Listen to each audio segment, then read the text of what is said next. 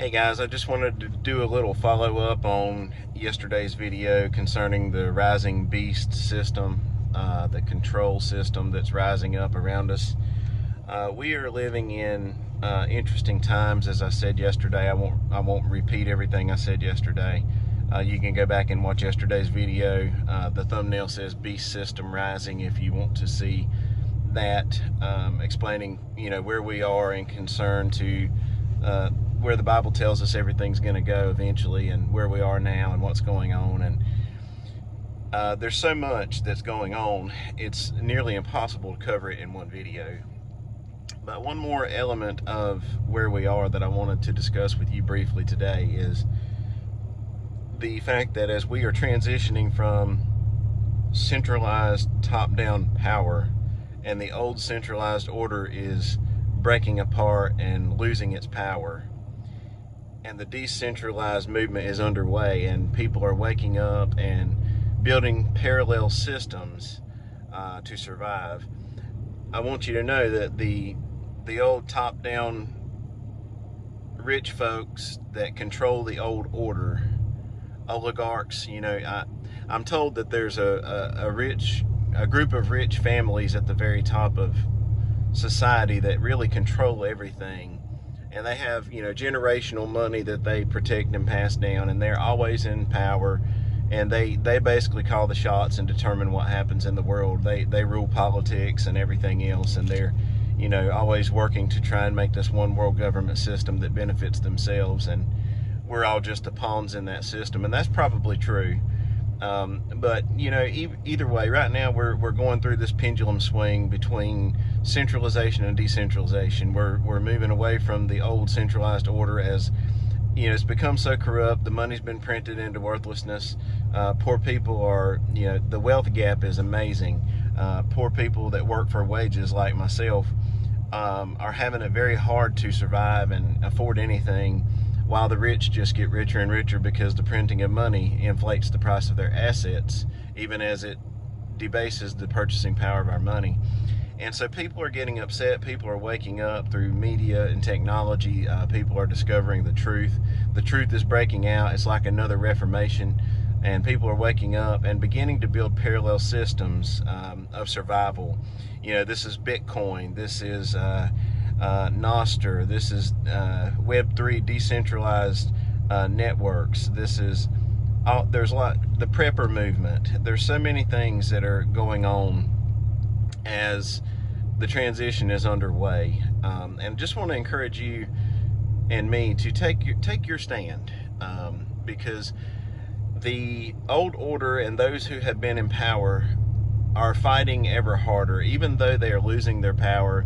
Even though since the pandemic of 2020, and I think really 2008, the great financial crisis, 2020, the pandemic, all these things have really driven the death nail in the coffin of the centralized powers, and they are losing their grip. But even as they are losing and we are rising up with a decentralized parallel survival system, even as we are escaping their web of control, they are still trying and fighting and will continue lashing out, trying to control everything. And well, two of those underway right now are the internet. They're trying to censor the freedom of information, the freedom of speech. This means of technology that we're using here, by which common people like us have discovered the truth. They're trying to censor and control that information, so that we can no longer communicate the truth like this. If they can control the narrative, they can control the world. If they can stop you and me from speaking the truth and freedom of speech, then they can control everything again. And they're trying to do that now with this whole movement for under the guise of sensitive data pertaining to children, CSAM. And there's a guy I want to refer you to look at his channel, Rob Braxman Tech. Rob Braxman Tech. He's a really smart computer guy, and he talks about this a lot, how right now in the EU they're trying to pass legislation and they're trying to make it where basically our own phones scan everything, all of our data, all of our information on the device itself. So whether you have a VPN or encryption or not, this bypasses and undoes the usefulness of end-to-end encryption and secrecy and this is the end of privacy. The systems, the infrastructure is already built into Apple, Google, Microsoft. I think Linux is the only operating system that does not have the infrastructure built. But basically, they're trying to just now pass legislation to be able to turn on those features. Basically, your devices and the apps that you're using currently already have the spyware, the spy technology on them to spy on everything on your device and report that to the government and turn you in. And now the legislative moves that they're trying to get passed are basically the levers to enable them to turn on that surveillance tech that they've already built the infrastructure for. And so that's what this all is. If you've been curious about all this big uproar about age, verify your age, verify your identity, it's to protect the children, it's to protect the children. Unfortunately, that's just the banner that they're using to get their way. Those from the old structure, the centralized control structure, they're just trying to keep their control, and they're trying to censor freedom of speech, movement of information, and this is going to be their way that they do that. So I want to encourage you to get more informed about that, because common folk like me don't understand technology, and you don't understand what's going on. And that's the way the government does things. They tell you, oh, it's to protect the children, and really it's to surveil every bit of your data and life, and censor and control you, if not come and hunt you down and arrest you if you have spoken or done something in a way that they don't approve of, that the party doesn't agree with. So that's one thing, the freedom of speech, the censorship of information under the guise of protecting the children. They want to spy on everything we're doing completely. So speak up about that. Be aware of that. Write to your politicians, and guys, we have to stand up against that, because it's just censorship and complete control and surveillance, and they have no right to be doing that. But they're going to keep lashing out, trying everything they can even as they're losing their grip and their power. They're going to keep trying to regain control. That's the first way, is the censorship of information under the guise of protecting children. That's what's going on right now. And the other one is the money. They just passed this Genius Act, and it's going to be stablecoins. And basically what they're going to do is they're going to allow institutions like banks and companies to basically print money and provide their own tokens or coins in their own little ecosystem. And those tokens, stablecoins, are going to be backed by U.S. Treasury debt. It's a way to further continue the money Ponzi scheme of printing more money. But what it's going to do is going to hyperinflate the money. If you think assets and goods and prices have jumped a lot in the last, since the 2020 pandemic, just wait till these stable coins get in circulation and they print, money on demand for the purchasing of those stable coins. You're going to see the dollar hyperinflated most likely over these next few years. Prices are going to skyrocket. Again, wage earners and people that don't own many assets are going to get greatly poorer very quickly. And so not only that, but they're trying to control with the money, because the money, the stable coins, digital tokens, they run on smart contracts, and which is a programmable money platform, which means they can see everything you're doing with your money. They can control your money. They can program it to only be used in certain ways in certain places. They can turn the money off and can completely control the money. And I want to encourage you to resist that. Resist becoming dependent on that digital token platform system. Do as much as you can to use cash and gold and silver. Bitcoin is an outlier. To my knowledge, Bitcoin is freedom money. It can't be controlled by the government. It's not like stablecoins. It's its own peer-to-peer decentralized platform. So Bitcoin should be a safe store of value as long as you have internet access. You know, as long as they don't take down the electrical grid and take down the internet. You know, if they lock down the internet, it'd be hard to access your Bitcoin. But until that happens, Bitcoin is a freedom money. But you know, we need to do what we can to be aware of these things and do our business in the parallel systems that are being built, the freedom systems that are being built. Bitcoin is a freedom system that was built to help people escape the control system. That's what Bitcoin is freedom money. Silver and gold, you know, physical assets that you control and hold in your possession.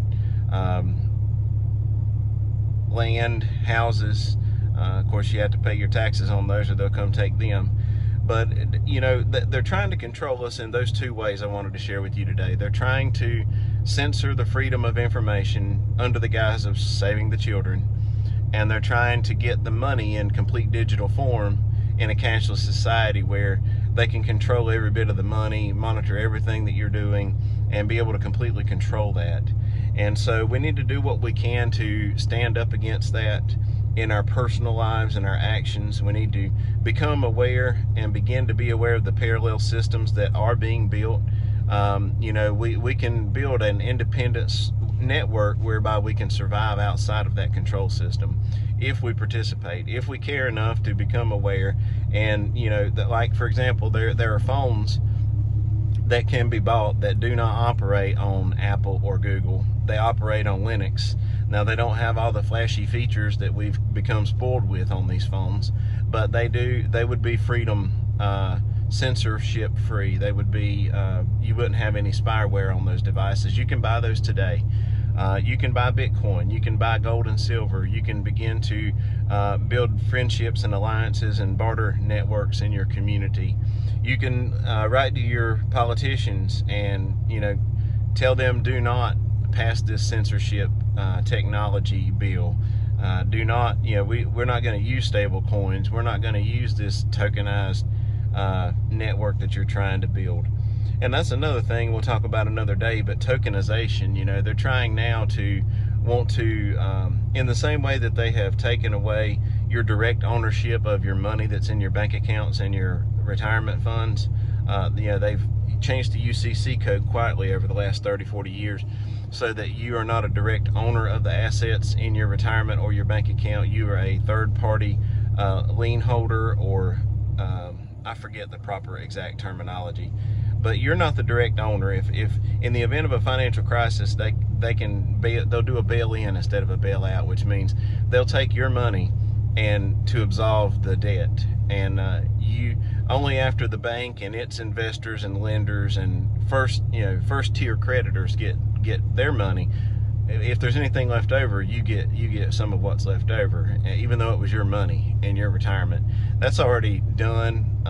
Look up The Great Taking, James Webb, if you want to learn more about that. Well, they're trying to do that now to your house and basically anything else, physical gold, silver, anything. They're wanting to tokenize the world. And really, I didn't mean to get into that for this video, but I'll just mention it briefly and we'll sign off. But they're wanting to tokenize anything that has a physical presence in the world.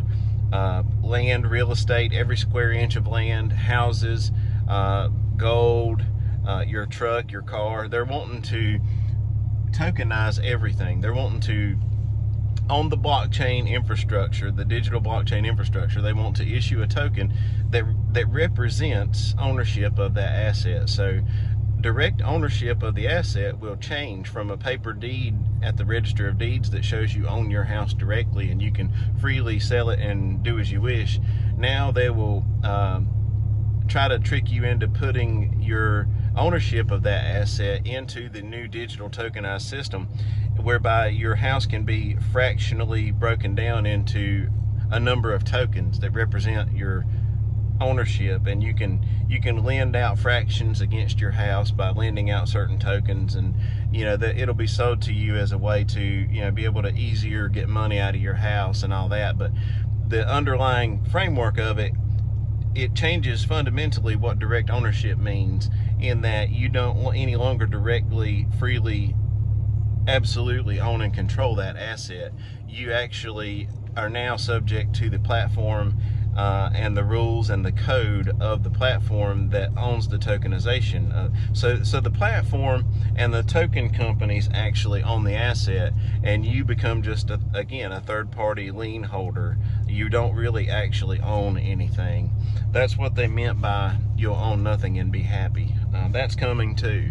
So even as the message today basically is that even as freedom is breaking through and parallel systems are being built, the old order is still trying to control, and these are their last-ditch efforts to try to reach out and completely control the population. And we must stand up against it. We must be aware of it, and we must do everything that we can to preserve liberty and freedom and individual rights. So become aware of the parallel systems, be involved in freedom and liberty, because we are the majority, and we have more power than we think we do if we'll just get on board and get together and do what we need to do to maintain our freedoms. So I hope this helps somebody today. I just wanted to further elaborate on yesterday's video. I hope that you have by now figured out that Jesus Christ is the way, and if not, I want to tell you He's the way, the truth, and the life. And that's the only way you're ever going to really escape this sinful, fallen world, is by a relationship with God the Father through Jesus the Son. So Jesus is the way, and hope you're doing well today, and we'll catch you next time.